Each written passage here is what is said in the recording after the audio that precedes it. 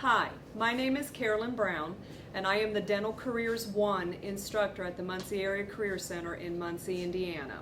And what we're going to do is we're going to share with you some of the initial days of first becoming a new career and technical education teacher.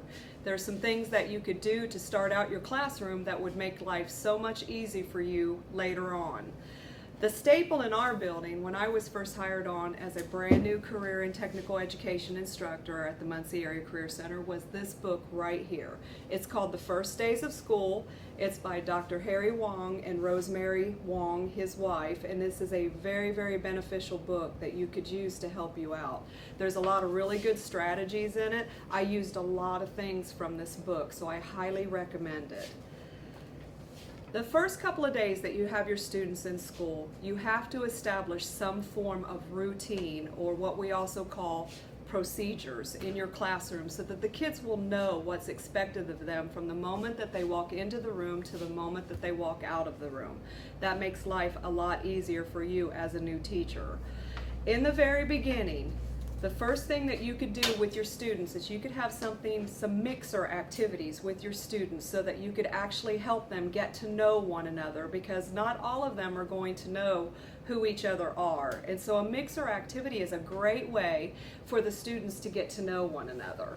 So there are mixer activities in this book, and you can also even go, there's just so many resources out on the web of mixer activities that you could actually do with your students to help them get to know one another, and it's also beneficial to you to get to know the names of your students.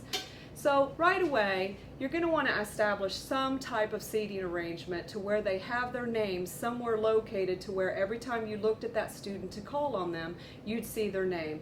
Only takes 2 to 3 days, maybe some of us it might take longer to actually get the names memorized within our classroom, but that's a nice little trick to do to learn their names. Okay, when you get your students in your classroom for the first couple of days, as much as you'd like to start to get into the academics, because I do understand that we have a lot to teach and we have a very small period of time to teach it. However, if you can just hold off for a day or two to get some of your procedures established in your classroom and the routines established in your classroom, it will pay off in volumes in the long run if you can just hold off and teach your students some of the things that you expect of them when they enter your room.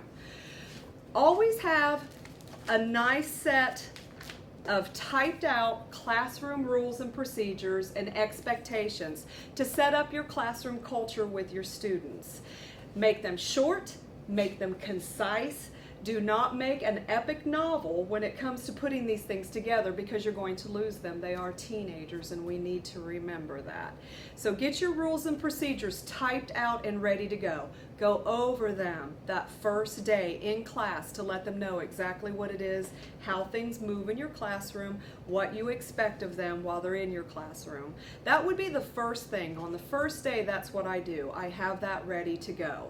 I give them any type of paperwork that I know that they need as far as what I expect from them if they're going to go out and do an internship, or there's a criteria that they must meet. That criteria needs to be typed out. You need to go over it. I also have known some career and tech ed teachers to create a type of expectation contract between the student and the instructor. I have seen instructors do that, and it's worked really well for them.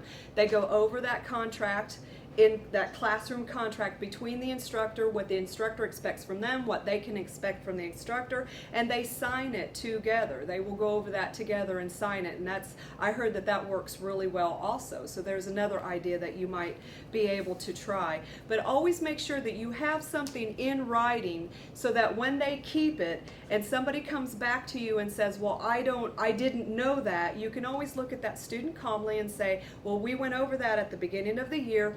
That is in that criteria list that I gave you. If you will go back to your binder or go back to your folder and find that, you will see that was already typed in there. That way you don't have to have an argument with the student. There's no sense in arguing with the student. Have it out, type it up, give it out to every student that first day of school, and go over each one of them with the student, and then you are covered when one comes up with a question. You can say it was in your criteria, or it was in your list of classroom procedures and rules, and that's all you have to do. So that's something that you could do on the first day. On the second day, you can actually have a little bit of a practice run of how you do things. Make sure that you have your stuff ready to go when they come in. We always have a menu board to where the kids know exactly when they come in and they sit down that there is bell work. You always want to have some type of bell ringer activity for the students to do when they come into the classroom, because after that second bell rings, they need to be sitting at their desks and they need to be doing something so that you can take that extra time to go to your computer and take attendance and send attendance downstairs on your computer. So you don't really want to leave them just sitting here. So in those few moments that you are doing that, you could have them doing a bell ringer activity that is conducive to whatever the unit is that you're working in at the time. Sometimes I will randomly pull test questions that I know are going to be on their test, and I will make it one of their bell work questions so that they can actually do their, they'll actually be covering a test question. When it comes to your work in the classroom and you're planning exactly what it is that you're going to do, and you're planning your transitions, always make sure that you always have more work on the board for the day and more work planned actually than what you're going to need. It is not a good situation when you wind up with an extra 15 to 20 minutes in the classroom before the bell rings.